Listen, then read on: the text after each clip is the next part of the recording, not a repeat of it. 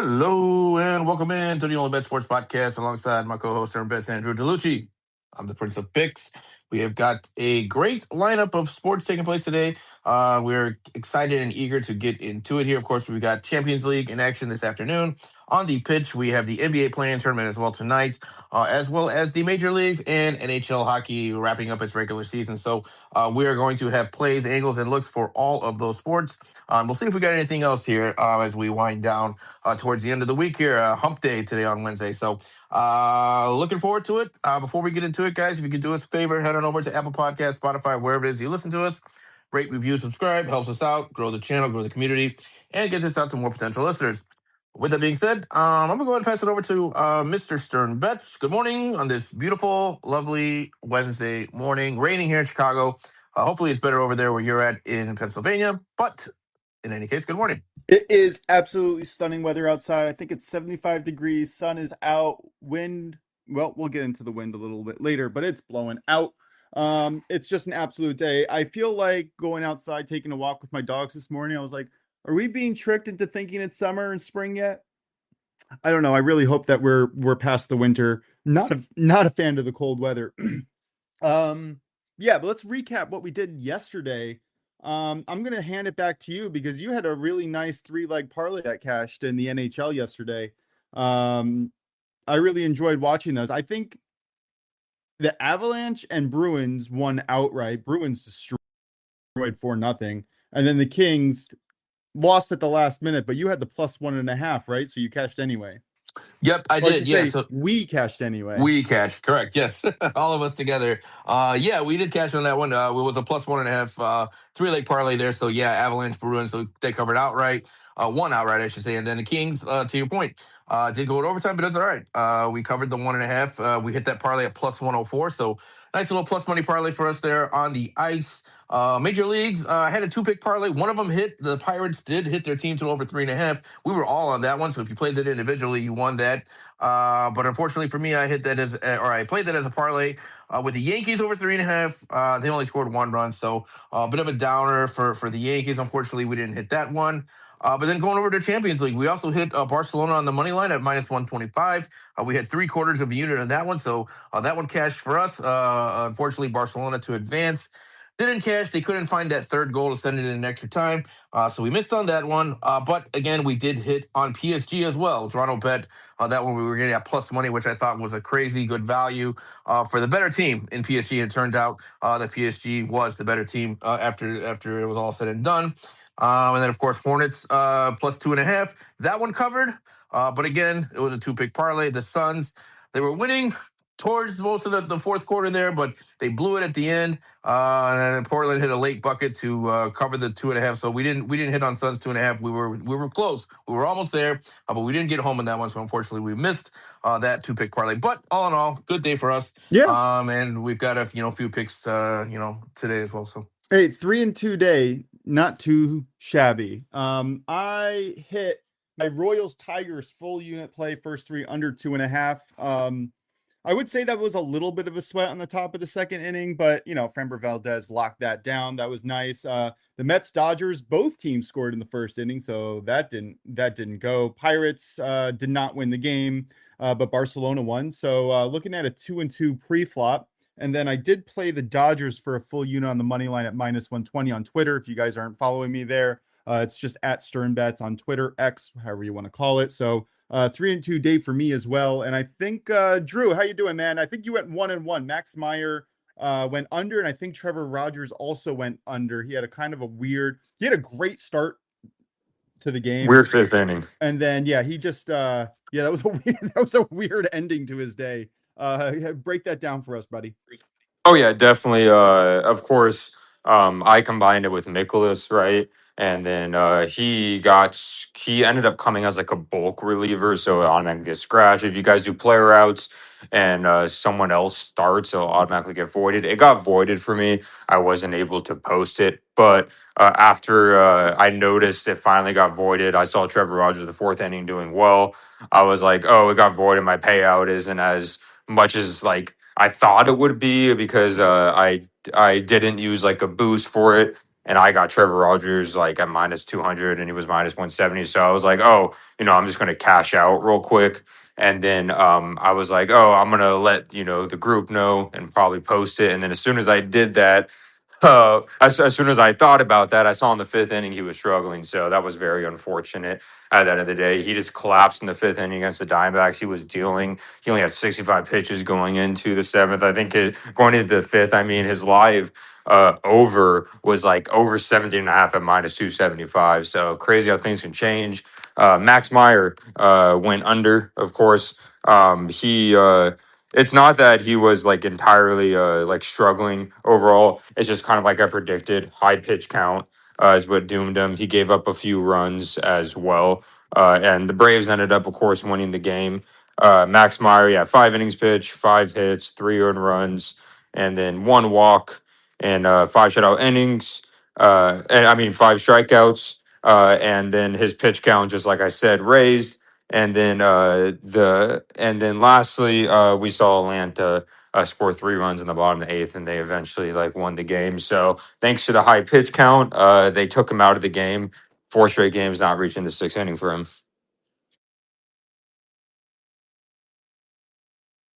Sorry, lost that mute button for a little bit, but yeah, that was quite the story there. All right, let's get into it. I want to talk Champions League here. Prince, are you ready to talk Champions League? Because we got round 2 of the second day of this round, and I am very excited. These are probably my 2 most looked at games here. We have Bayern Munich versus Real Madrid. And I know we haven't used this in a while, but that's an absolute banger of a match. Both teams should be able to score their preview to my little pick a little bit coming up. And then the exact opposite for Arsenal Sporting, and that's going to be probably the exact opposite type of game, even though the under is plus money. Could that be true? Prince, how do you see these 2 games, and do you have any picks on them? Yeah, for sure I have picks. And for me, guys, this is a little bit more of a trickier slate than yesterday's 2 game slate. So, full disclosure here, these matchups are very difficult. They're very difficult because the circumstances here are not the same as we had yesterday, and the teams involved are just a little bit more, I would say, tricky for sure. So, but for me, guys, I landed on a 2-pick parlay here that I'm going to play in the Champions League today. So we'll start off with the Arsenal match taking on Sporting Lisbon. Of course, Arsenal at home with a 1-0 lead on the aggregate scoreline. I am on the under in this one. I think that's the consensus play, and I think it's the right play. I don't really see a lot of goals in this one. Arsenal matches typically have been lower scoring. I'm looking at under 3 goals as a parlay piece. When we're looking at Arsenal, this has hit or pushed in 10 straight matches for Arsenal. And at home here with a 1-0 lead, I do expect them to sit back and kind of absorb pressure and see dare Sporting Lisbon to try to break them down. And I'm not sure if Sporting is good enough offensively. I'm not sure if enough quality up front to break down Arsenal. I cannot see there being 4 goals in this game. I really can't. Of course, if we get 3 goals, we'll push. But again, I'm expecting a lower scoring one in this one. So I'll take under 3 goals as a parlay piece. And we're going to parlay that with, of course, the other match taking place today. Both of these 3 p.m. Eastern kickoffs. And we're looking at Real Madrid at Bayern Munich. Bayern coming to this one with a 2-1 aggregate lead on the scoreline here. But in this one, I might be going off the grain a little bit here compared to what other people are looking at. But I actually think we're going to see a bit of a lower scoring first half. And when I say lower scoring, I'm talking about first half under 2 goals. That is a playable line if you parlay it with the under 3 goals in Arsenal Lisbon. I don't think we're going to see 3 goals in this first half. I think with Bayern at home with a 2-1 lead, I think they actually might try to sit back a little bit. I'm not so sure if they're going to want to play expansive right out the gates against a Real Madrid side that is pretty lethal offensively and can put up multiple goals at any point. So this is Champions League we're talking about. This is the quarterfinals. This is an opportunity to get to the semifinals of the most prestigious tournament in Europe, maybe in the world outside of the World Cup. And so I don't think we're going to see fireworks here early. I think if we see goals, it might come in the second half. But we're getting under 2, which means if we get 2 goals in the first half, we push. The only way we lose this leg is if there's 3 goals in the first half with, that's pretty difficult to accomplish. In any match, seeing 3 goals in the first half. So again, with the circumstances here, both of these teams typically are also not very fast starters. When we're looking at the under 2 in the first half, this has hit or pushed in 12 of the last 14 matches for Real Madrid and 12 of the last 14 for Bayern Munich. So again, with Madrid, with Munich, we typically see more goals in the second half as opposed to the first half. So I'm on first half under 2 goals for Madrid Bayern Munich. We're going to parlay that with Arsenal Lisbon under 3 goals for the full game. That parlay comes in at plus money, plus 119. That's the way I'm going to be attacking it. Stern, I'm interested in what your thoughts are. I'm sure you're probably on overs in Bayern Real Madrid. I'm just going to go out there and, on a limb and take a guess at that because I think most people are. But what are your thoughts on that, and how do you looking at this slate today? Yeah, are you looking into my brain? When you first started with that under in the Arsenal match, I was like, oh, we can't have the same pick, can we? Well, no, we got close. I do like the Arsenal under 3.5 goals total, parlayed with the over 2.5 goals in the Bayern Real Madrid game. I think you said it exactly right. Probably a smarter, safer bet to get the under 2.5 goals in the first half. I think that's a really smart angle to look at it. But I don't want to test either of these offenses. They're absolutely explosive. I think Real Madrid, I don't know if it's going to be in the first half or second half, but I expect them to push. And Bayern Munich is not a team that's going to be pushed over so easily. I think they both have enough offensive talent to kind of push this to the over. And you see that by the extreme juice that we're paying here. Not happy with the juice that I'm paying for this parlay, minus 148.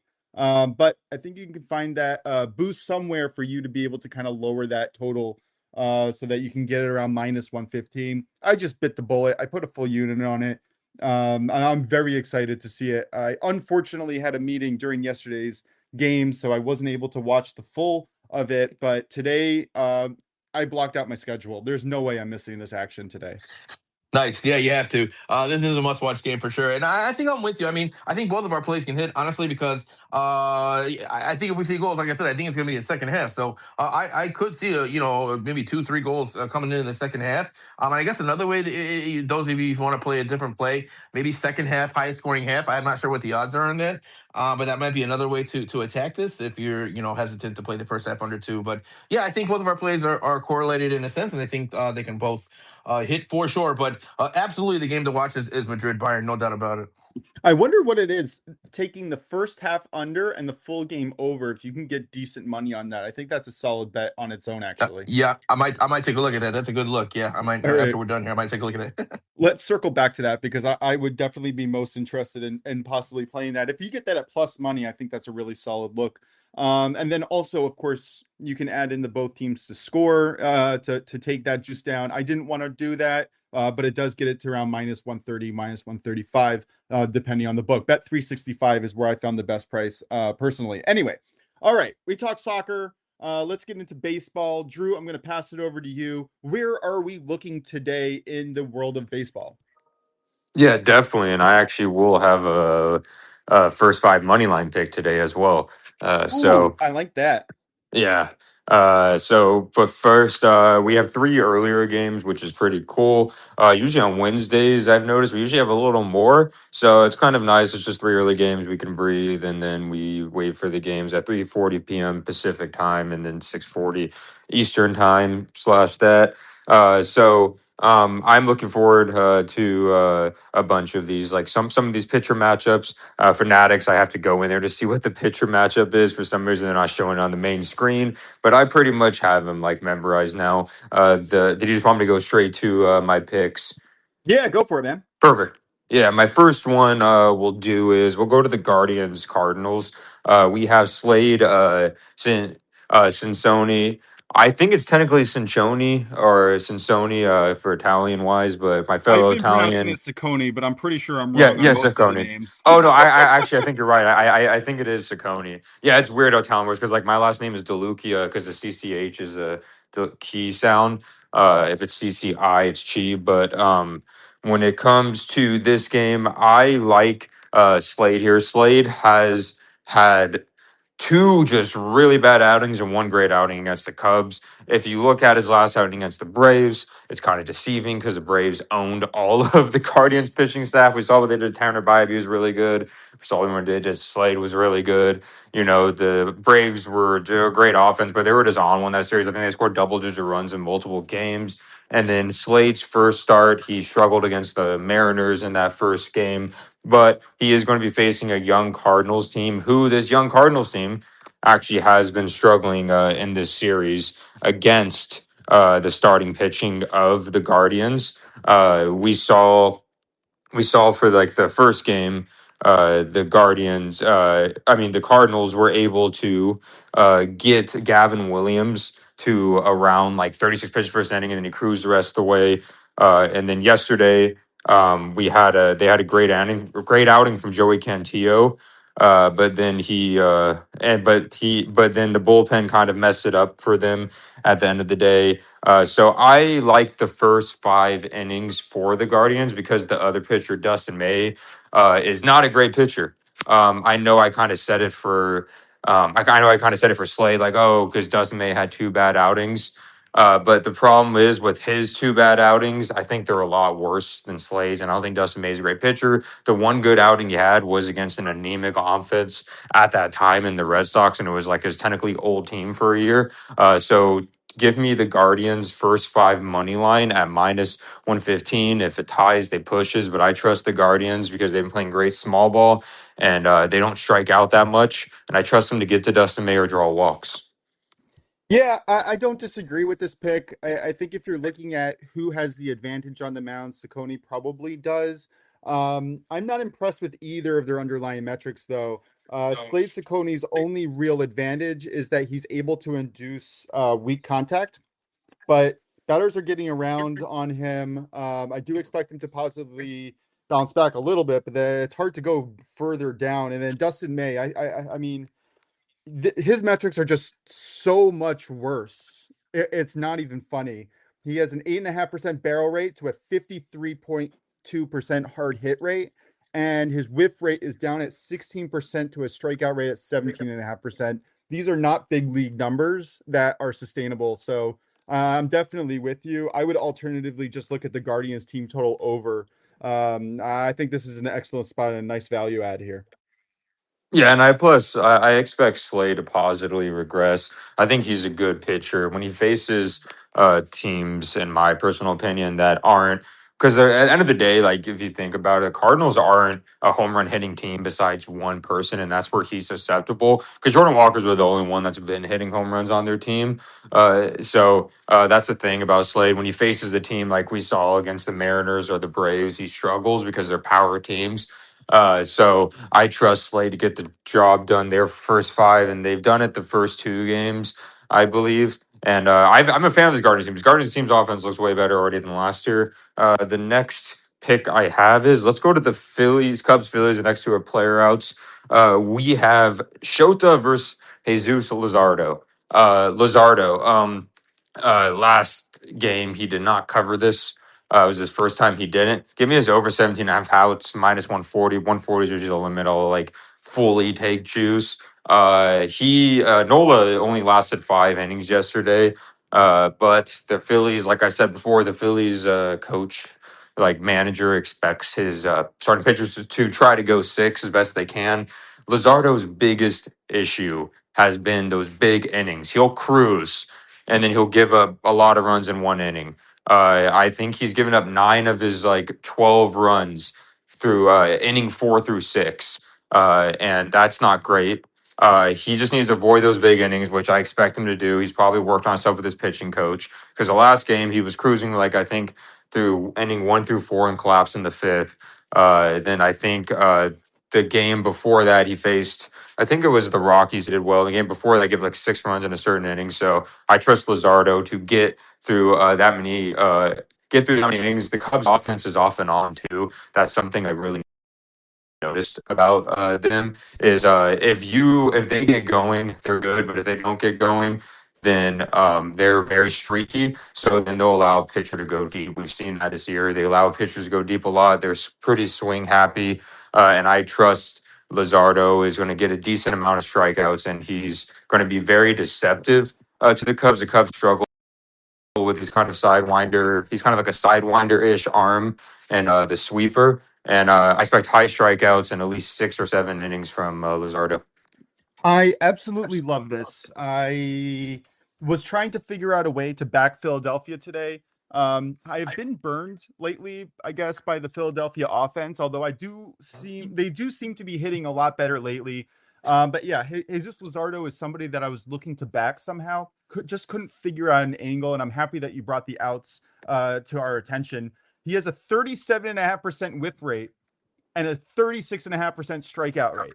This man is dealing 7.3% barrel rate to 24.5% hard hit rate. Everything is going in the direction of major positive regression. Absolutely love him moving through a Cubs team. This was a game that I was looking for an under, possibly, or just the Phillies straight up. But I think taking Luzardo's outs over is the right move here. Yeah, absolutely love this one, man. And something I'll say about Shota that I've noticed, especially on Baseball Savant and from watching him, is he's taken a lot longer to put people away than he normally does. And people are fouling off his pitches more than ever. Like he had 6 no-hit innings his last start, but he had 100 pitches through 6 innings, which was kind of like a no-no. I think the Pirates fouled off like 30-plus baseballs. His splitter has lost quite a bit of horizontal break compared to last year. Horizontal break means how much does it move side to side across the plate. Vertical is about the same, but like his fastball has been better, but his curveball and splitter have not. So that's my take on Shota for se. Honestly, this is the reason why I didn't really bet on the overs because I wanted to see how Shota handles a powerful Phillies team. If he's able to move through the Phillies today, he might just be on my regular 2-bet list. He definitely has the talent. He was definitely there at certain points of the year last year. Definitely, I still want to see a little bit more before I'm betting on him regularly, but I like the positive regression coming for him and what he's been able to do. And again, we've talked about it before. The later the season goes, the more they get control of their pitches, the more that they're going to be able to kind of move through batters. And he really just needs to get the ground ball rate up, start inducing weaker contact, and then he's going to be A-okay in my book. What else do you got for today, man? Any other games that we're looking at?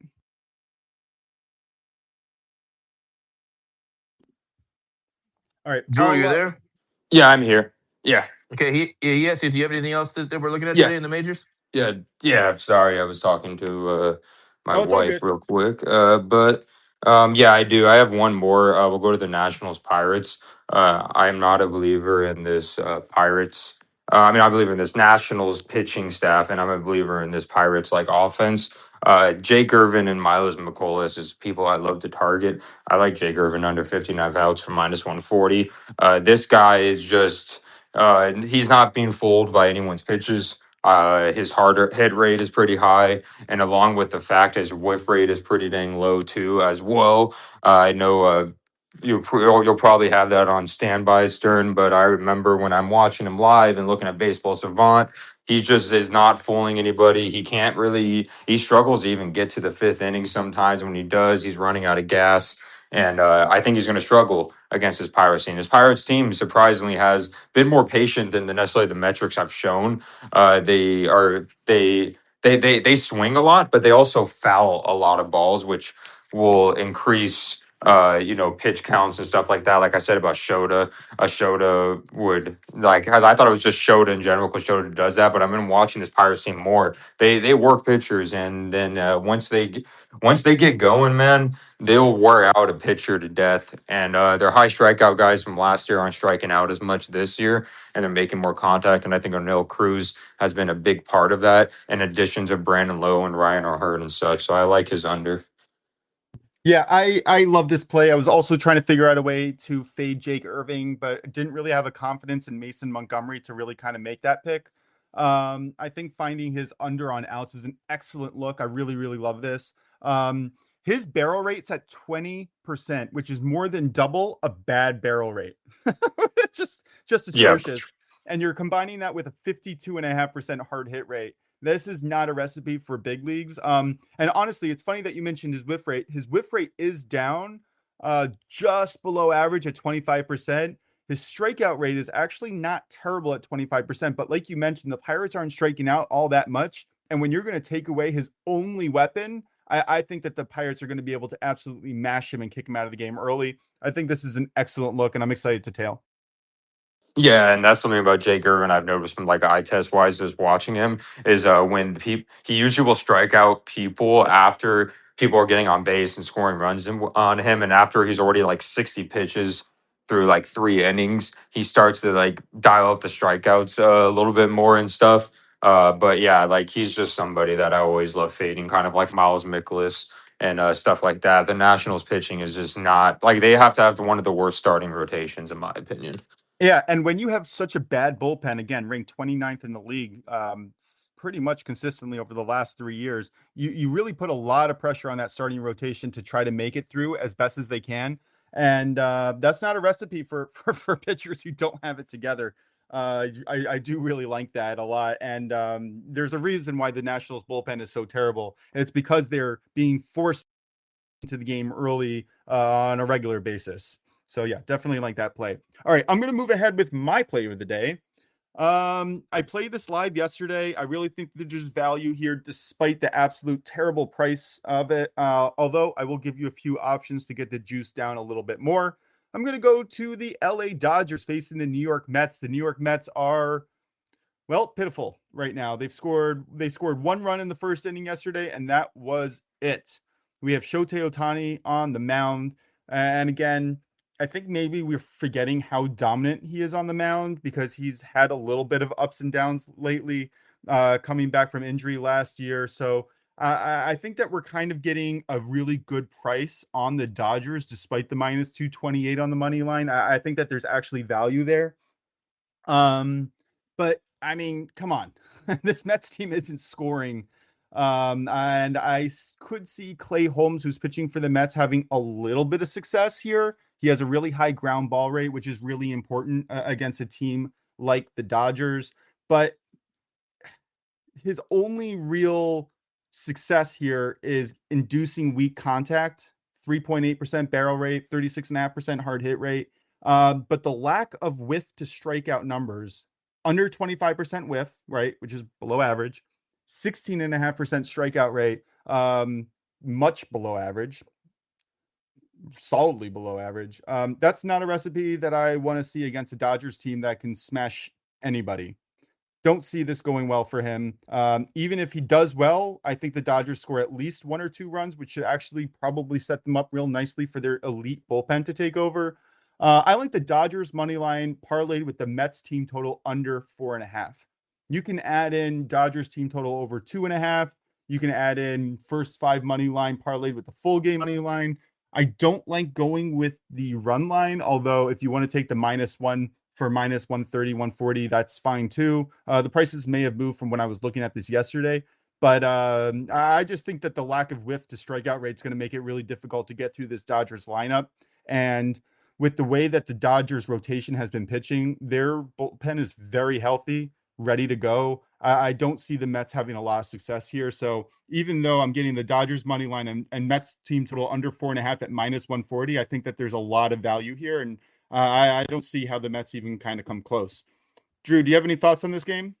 Yeah, first I'm going to say Noel McLean did not deserve that yesterday. He literally, in my opinion, if you think about it, Shota was amazing. I mean, not Shota. I mean, Yoshi was amazing. At the end of the day, he was 7.2 innings, 4 hits, right, and stuff. But pound for pound, Noel McLean outpitched Yoshi. Like, if you look at all the underlying metrics and stats, he barely, I was like, barely outpitched him, and they still lost. I'm a Giants fan. I don't like the Dodgers, and this is just ridiculous and scares me how good the Dodgers are. And the fact that Noel McLean had 7 innings pitched and gave up 2 hits to the Dodgers, and I think the 1 run that he gave up was like in the 2nd inning. He had 8 strikeouts. It's just really No, just pathetic the on the first Mets inning. part. I'm pretty sure he. Oh, it was the first It inning. was Yeah, you're just the right. It first was the inning. first inning. The Yeah, Mets and I think scored in the first inning. So what upset me about this game, and it wasn't real upset, it was just slight annoyance at myself. I had the no runs first inning because I was like, you know what? Dodgers are a really good team. Mets are due for a bounce back at some point. Let me just take the no run first inning and get in, get out at a half a unit. But Yeah. what I saw was the elite underlying metrics from both pitchers, and I should have just bit the bullet on the first 3 under like I originally wanted to go. Unbelievable performance, honestly, by by both of them. But McLean, super impressive. Sorry, go on. I didn't mean to interrupt you. Oh, Although, I just thought it was crazy that Yoshi like Yoshi gives up a leadoff home run and then McLean gives up a run. I was like, it's gonna be a high scoring game, and there literally was one run scored the rest of the way, and it was from the bullpen from Brooks Raley who gave it up for him. But I like your pick, especially for the Dodgers. Clay Holmes is one of those interesting cases. He's done better than expected, I will say, this year. Something with Clay Holmes is since Nolan McLean did go like 7 innings, and Brooks Raley, I believe, only technically I think he only technically had to pitch. Yeah, he only had to pitch 1 inning because since it didn't have to go to the bottom of the ninth. I think the Mets bullpen is relatively fresh, and their bullpen, I wouldn't like trust the bullpen at all. So both bullpens are relatively fresh. So we're going to see we're not going to see tight leashes on the starters because Shohei wants to at least go 6 innings because he wants to try to win Cy Young. But both bullpens are fresh, so this is going to be a fun game to watch and see how they do. But I would say definitely Dodgers. I just until I see the Mets offense do anything, I like the Dodgers here. yeah, I'll be looking for the Mets to kind of get it together once Soto comes back. Maybe when they're playing a few games at home, which they're severely playing under their bell curve of where they should be on the season. They are an unbelievable team. Remember, they were a lot of people's picks to make it to the World Series preseason, Yes. and I do think that they have the talent to get there. I just think that they were going to see like a midsummer kind of rush where they just dominate in the first 3 innings. If you remember last season, they were a first 3 darling of mine. They were scoring 3, 4, 5 runs in the first 3 innings regularly against starting pitching, and then basically doing nothing the rest of the game, which was super frustrating until I figured out I could just bet the first 3 innings. So I do expect the Mets to bounce back positively offensively, just not today.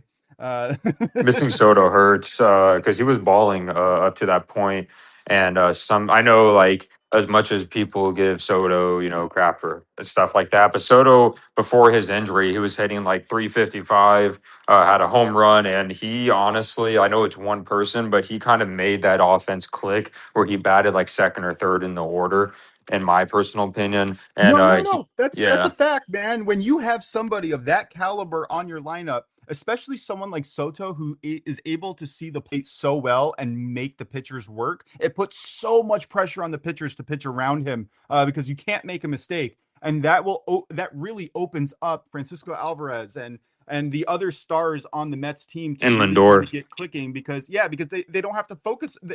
They don't have to focus. The pitchers when Soto's in there, they don't have to focus on them. They can just kind of they're focusing on Soto, and then they're like, oh, phew. And then they're like, oh shoot, I forgot about the next guy who's also an all-star. Exactly, and When Lindor was seeing more strikes because they didn't want to face. They wanted an out before they faced Soto. So yeah. Yeah, exactly. So yeah, I like the Dodgers today. I don't know if they score a ton of runs, but all I need is the Mets to not score for us to cash this, and obviously the money line.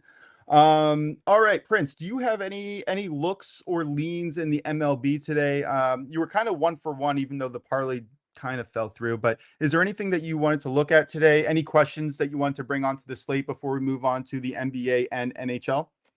No, I don't have any official plays or looks or questions or anything other than our home run sprinkles.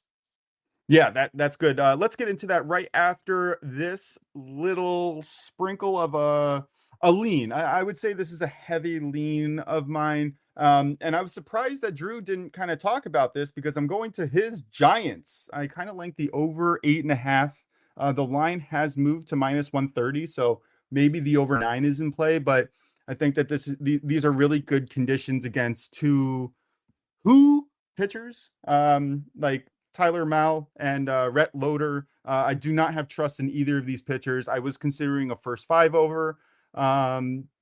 I played a half a unit personally, not an official play of mine on the over 8.5 last night. I think I got it at -120. I'll have to take a look. But if you see no runs early in this game, bet the over. Do yourself a favor. Neither of these starting pitchers are going to last very long. All right. Home run sprinkles of the day. Prince, who do you got? All right, yeah. So I'm gonna go with a familiar name, one of the bigger hitters in the league. Give me Kyle Schwarber. Schwarbs hit a home run plus 233, taking on his former team in the Chicago Cubs. That's a lot of fun, man. That's a really fun play here. And I like that you're picking on Shota, who has struggled with a fly ball rate at 36.1%. That number should be closer to 20% on an average big league pitcher. So yeah, I think that Schwarber is, I mean, he is one of the hotter hitters in all of baseball every year, especially this year. He has a 51.5% hard hit rate to 27 and almost a half percent on his barrel rate. He's seen the ball well. If he doesn't strike out, which he shouldn't against someone like Shota, who I guess he not someone like Shota, but if he doesn't strike out against Shota, I think he has a really good chance of hitting a homer. And like I mentioned before, you got wind blowing out. You have great weather, the density, everything is lining up for a good hitting day, which is also why I laid off the under in this game, despite liking both of these pitchers. I think Schwarber is a freaking lock of the day, man. Yeah, he's a big time hitter. And then the Cubs, they've given up the eighth most home runs in the majors. Their pitching staff. So I think everything's lining up here for him to have a great chance to go yard. And I'm glad you're with me on that. Oh yeah, I mean mathematically, he is on the top of the gosh darn list. He is an absolute beast of a man. Schwarbs bomb. We're looking for a Schwarbs bomb today. Yes, we are. What's the price on that, by the way?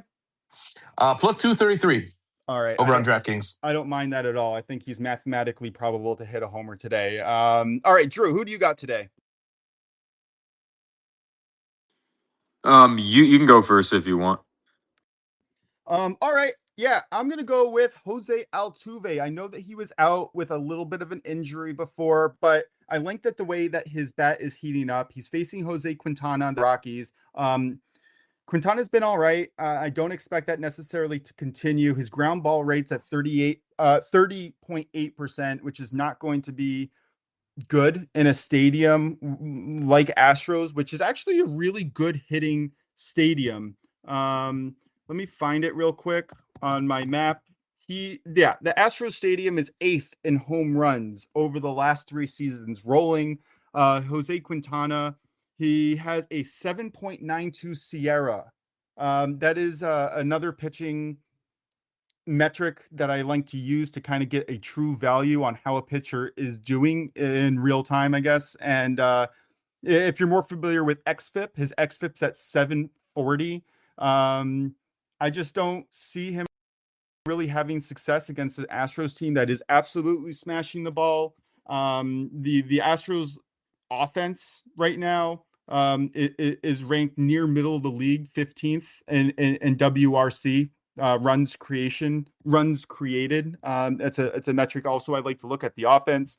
I think that the Astros are going to have a really good day again. And if you're looking at someone who's maybe a little bit down the line here, he's had 7 plate appearances against him. And I just think that this is a really good opportunity for him against a left-handed batter who he typically hits really, really well. And like I said, I've seen a really marked improvement on his underlying metrics over the last week or two. So I think he's going to go yard. I think he's going to get at least a hits, runs, and RBI prop. So I put a quarter unit on the hits, runs, RBIs, and a quarter unit on the home run.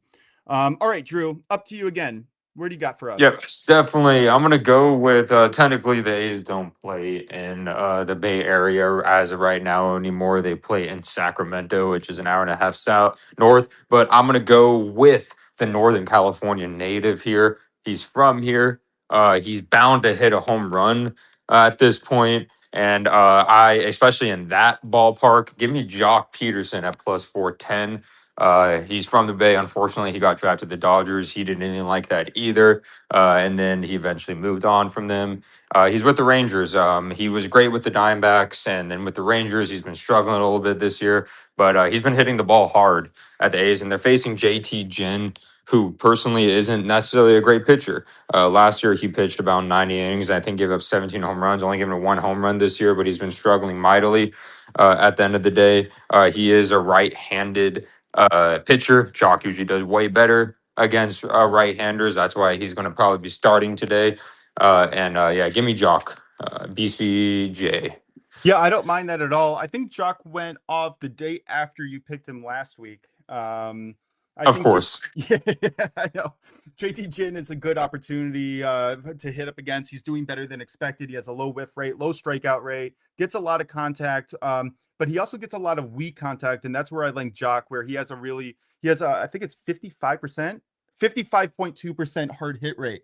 So he cancels out he cancels out Jin's greatest strength, and I think that's an excellent look. What was the price on that, man? Plus 410, I believe. And something I like about that park, especially in right field, it favors left-handers more. There's a short porch in right field, so that's nice. Nice. Yeah, definitely like it. All right. Anything else before we move on to the NHL?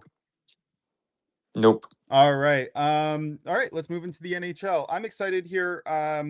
Prince, you had a great play yesterday. Looking to kind of follow that up here. I like the Tampa Bay Lightning here on the money line. I took it at minus 135, which is just cough juice. I know it's really bad. I think the price has moved now, so I would pivot to a 60-minute money line at minus 110, minus 115. I think that there offers value there.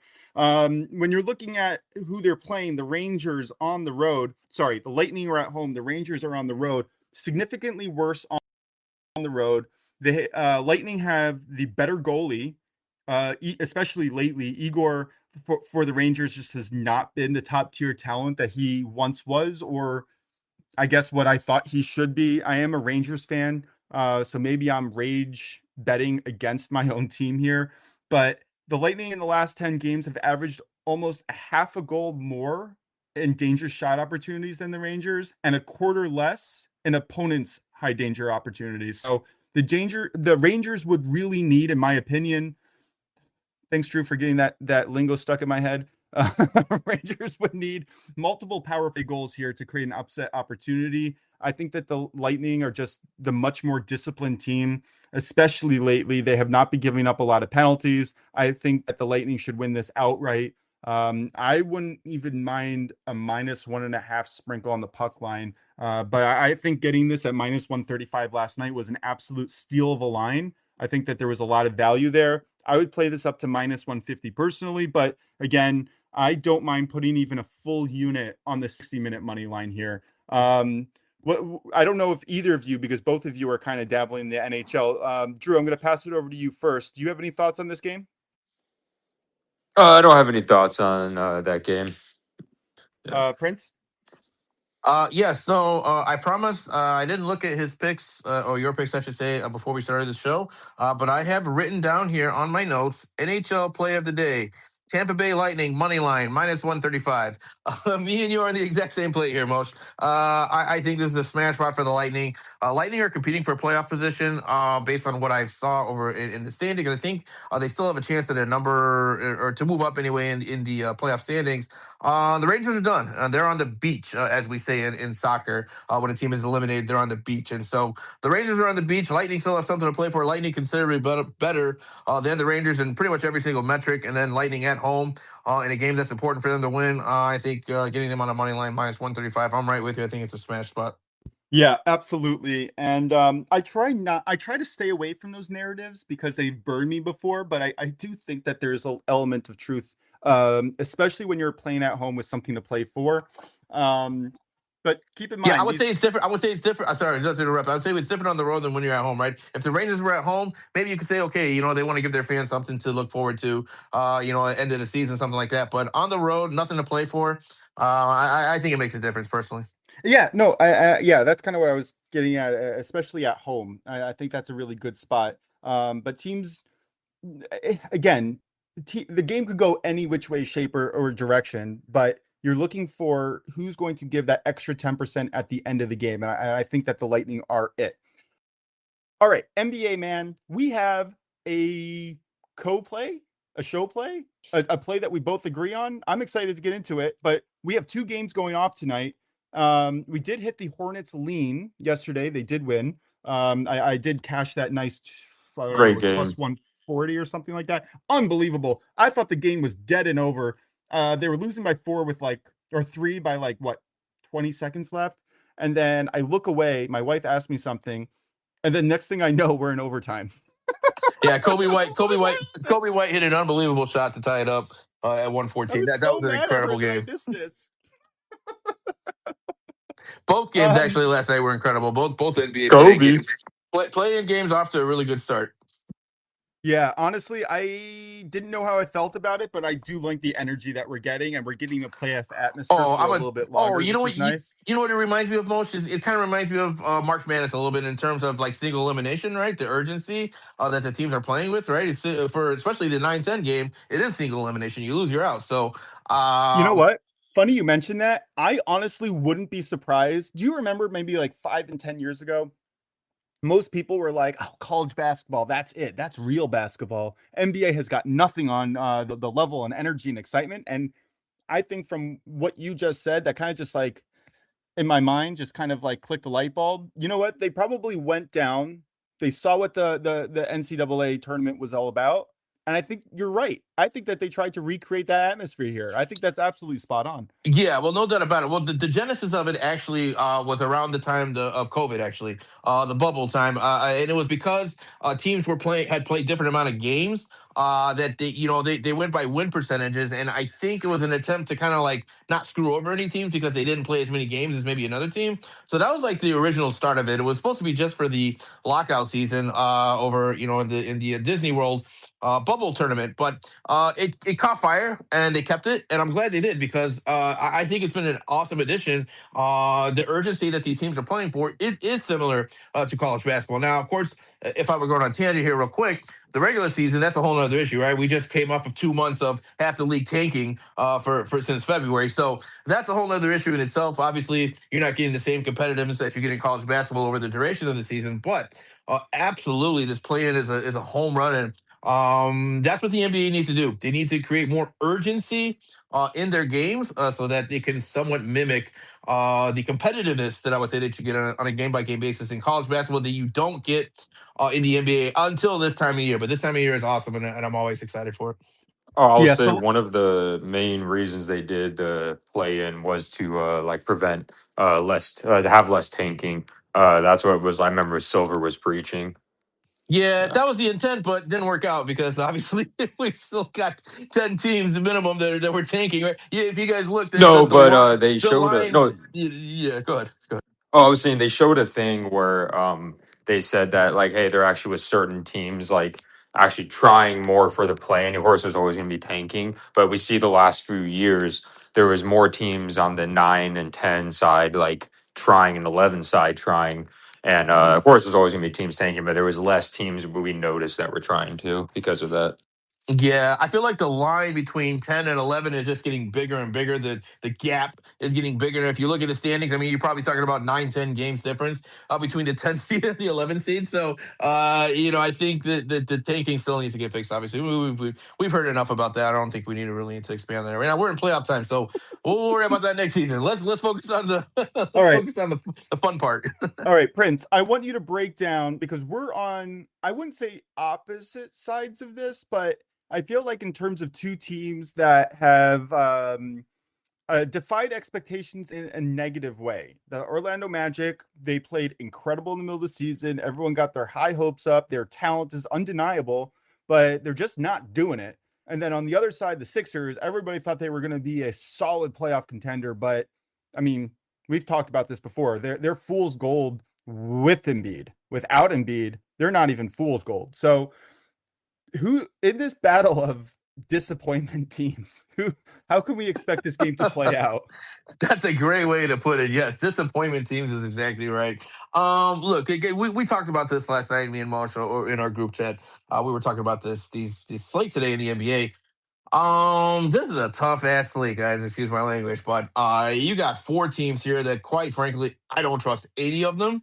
I'm out on Orlando. I think me and Moshe are probably on different sides with in terms of Orlando and Philly. I think he's more out on Philly, where I'm more out on Orlando. I think Orlando has probably been the biggest disappointment in the entire NBA, in my opinion. I think their expectations. I mean, many preseason rankings had them as the number one seed in the Eastern Conference in the preseason. So this team is a shell of what it's been, especially on the defensive side. I'm not really sure what's happened. Maybe the message just isn't getting there anymore from from Jacques Vaughn. Maybe the guys just aren't as bought in on the defensive side. Whatever the case is, they play absolutely no defense, and they lose to teams that they shouldn't be losing to. They're very, very up and down. They're very inconsistent. And then when we're looking at Philly, they're not that much better, especially without Embiid. I think Embiid makes a big difference for them. He kind of controls the pain. He's just able to do things still at this stage of his career. He's still top 5, top 10 big, I would say. Maybe not top 5, but top 10 big in the league. And so he can do things that a lot of bigs can't do.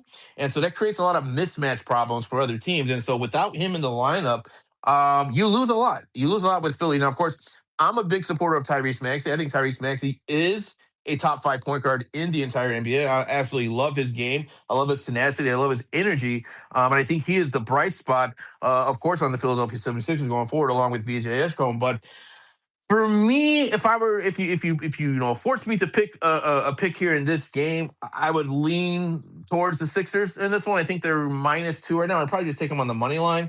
But I think what me and Moshe ended up coming together on here was a 2-pick parlay that we're probably going to end up making an official show play.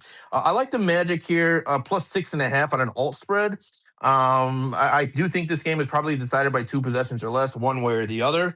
So getting the Magic here, it's with 6.5 points. I like that as a parlay piece. And then when we're looking at the other game with the Clippers and the Warriors, again, 2 teams that you can't really trust. Clippers have been up and down. Of course, they've been surging later in the season. That's why they're here, because their start to the season was atrocious. But Kawhi Leonard's been playing great. The team's been coming together. Darius Garland is always going to be a question mark with his health and injury status, but uh, I'm not sure if I'm fully bought in on the Clippers yet. And then the Warriors, I think they're heavily, heavily Curry dependent, especially on the road. I think if this was in Golden State, it'd be a little bit different story. But the Warriors on the road at LA, with really only Steph Curry to provide consistent offensive scoring for them. I struggle to see how they put up points here. But again, 2 teams I can't fully back. I don't feel comfortable backing the Clippers or the Warriors in this one. But I think what me and Moshe ended up landing on here, and I like this play a lot, is we're going to parlay Clippers +5.5. We'll take 5.5 points with the Clippers. We'll parlay that with Magic +6.5. You're going to get that around -119, -120. I think that's a pretty solid look here with 2 teams. Getting a couple possessions for both games. Again, I think both games are probably decided by 2 possessions or less. I don't see much difference in these matchups here. But if you were to force me to pick a side between the Clippers and the Warriors, I would lean towards the Clippers because I think the role players on Golden State are going to struggle just a little bit more. I guess the Clippers defense is a pretty good defense in their own right. So I would lean towards the Clippers in this one, but officially, I do like the Magic +6.5. Parlayed with the Clippers +5.5. You're going to get that around -119 is what I have written down here. Yeah, I love that we're kind of on the same side here. Now, if you do like the Philadelphia 76ers side of the Magic Sixers game, you could probably get +5.5 or +6.5 on the Sixers as well. I lean towards Magic. Like Prince said, I am out on Philadelphia. So I do lean Orlando. I almost took their money line. That was a look that I was looking at, but I think getting 2 full possessions, phenomenal value. And then the other side of this, I guess to really hammer in the point, I just don't see Philly having any rim deterrence, and I like the Magic to take advantage of it. And then I link Jalen Suggs' ability to guard Tyrese Maxey, and that's what it came down for me on that game. And then for the Clippers versus Warriors, it's really about Kawhi Leonard versus Stephon Curry. And Curry's on a minutes restriction with an injury to his knee. And it's hard to see the Warriors really beating the Clippers at all, in my opinion. I think that the -5.5 in the spread is also a solid look, but you're going to give me the Clippers +2 possessions. I think that this is just an absolute fantastic bet, and I'm looking forward to seeing some hard-nosed basketball. But let's bring it to Drew, who is our residential Warriors fan and expert. What say you on this parlay, man? Yeah, something I will say with Curry, his minute restriction is not that dire. It's his normal minutes that he did before. It's like 30 to 35 minutes. Before it was like 20 to 25. But I like your Magic play. But something I'll say about the Warriors, though, because I've watched every game, my unbiased perspective, I would say yes. I agree what you're saying, inconsistent scoring, but they haven't been fully healthy. Of course, we're not counting Jimmy Butler, but they're kind of fully healthy now. I think we've seen Pajemski has provided a lot of scoring when Curry has been gone, and he's been very efficient. Porzingis has been really good for us, and I'm going to say this. I'm not just being biased here, but the Warriors, in my opinion, if you look at it, they have a better starting rotation than the Clippers, and it's not necessarily close. There's only one position you would say, and that's small forward. It's Kawhi Leonard. They have a better point guard, shooting guard, power forward, and center. Their bench, I would say, is slightly to Clippers, but I think the Warriors as a group, as they were trying different rotations, I think they are the better team than the Clippers, and I think they're going to be more offensively and defensively consistent than the Clippers today. Because when I've seen the rotation they wanted on the floor, when they were experimenting, when everyone was fully healthy and they were just messing around. Even in the last game against the Clippers, they were just doing random rotations. Against the Kings, they ran rotations. They sat and they had the bench players play. I saw impressive stuff from them. And something about you need to think about for on the road, they haven't had to travel at all because they just played Clippers at the last game of the season. So they've been sitting there for almost a week now in LA. So I like the Warriors here to win this game. I personally think they're going to win, and not going to be wire to wire. But I think Warriors have better closers than the Clippers do. They just have really Kawhi to rely on, and Warriors have a lot more experience than the Clippers on there. The Clippers are very young. They do have Kawhi, but the Warriors have multiple pedigree people like Stephen Curry, Porzingis won a championship, Horford, Draymond Green. And then we also have, like I said, the resurgence of D'Anthony Melton and Pajemski. So that's my take on the Warriors game. Yeah, and honestly, I think when we were in the chat yesterday, that's kind of what Prince had mentioned, and that's why we backed off the -5.5 play on the Clippers side and gave them so much respect that we're taking +5.5 on the spread. But if you like the other side of that, you can get this parlay with the Magic +6.5. You can take, I'm going to assume the Warriors +12, +14.5, and probably get similar juice, which might not be a bad option if you like the other side of that game. I'm very excited to watch this. I think we've talked about this a lot. The sports equinox of the spring season is here. We're in full swing. I guess somewhat pun intended. Yeah. Nice. Oh, and Well said. also whoever wins this, they don't have to travel far because they're traveling to Phoenix. So that's nice. Yeah. Just out of curiosity, either of these teams versus Phoenix, do you have a lean one way or the other? Yeah, my lean is whoever wins this game is going to beat the Suns. I hate to say that. I'm whispering it because my wife's upstairs working. So she's a big Suns fan. But the Suns are not going anywhere. I'll bring that to my cousin, who also has a sports podcast, which I just found out a few weeks ago. But he lived in Phoenix for many years growing up, and he is a diehard Suns fan. Which I was very familiar with the team because he wouldn't shut up about them growing up. Make that 3 against 1, Drew. I'm on the Suns as well, so good luck. Oh yeah, you're a Suns fan. I'm not Yeah. on one side or the other. I don't know what to say. I have to look through the model. I just can't trust the Suns' offense. At the end of the day, it's one of those things, like we said. I know, at least I'll say with the Warriors, now that they're healthier and they actually were able to have a Porzingis that produce more offense, but Pajemski's doing better and stuff like that. They can they can work around Steph Curry, and D'Anthony Melton's not a bad point guard. The thing that concerns about the Suns is what do they do when Devin Booker's off the floor? I trust those role players. Yeah. I agree with you. I think that's a great point you're making. And, I would say there's 2 X factors to the Suns. One, Dylan Brooks and his health, right? He's still coming back from his injury, and he hasn't looked the same yet. So hopefully we'll see. I mean, the injuries are tough to tell when they're going to be fully healthy from, right? So I need a little bit more from him. But I think the X factor is Jalen Green. I think the Suns go as far as Jalen Green goes, honestly, because he's the difference maker offensively. And if he can put up, consistent scoring, I think the Suns, obviously, they're going to be able to compete on the offensive side. Defensively, I'm not worried about them, but I do worry at times they do struggle to generate scoring opportunities. So I think it's up to Jalen Green and his offensive output, and then hopefully his mentality is right and he's in it. And then Dylan Brooks, if he's able to get back healthy, we're going to need him going forward. But either way, it's going to be a tough matchup for us, whether it's the Clippers or the Warriors. And I say us as a Suns fan, but I shouldn't probably say that. Oh man. All right, I'm just going to open up the floor to any of our guest listeners here. If you guys want to ask a question, give a take, just be on air in general, just feel free to request and we'll bring you on for the last 10, 15 minutes of our show. But I did notice that we are up on the hour. Is there anything else in the world of sports, Drew or Prince, that you guys want to talk about before we head on out of here? No, nothing. Looking forward to the game tonight. If the Warriors lose, oh well. But yeah, looking forward to the Warriors game tonight. Absolutely can't wait for it. Prince, do you have anything else?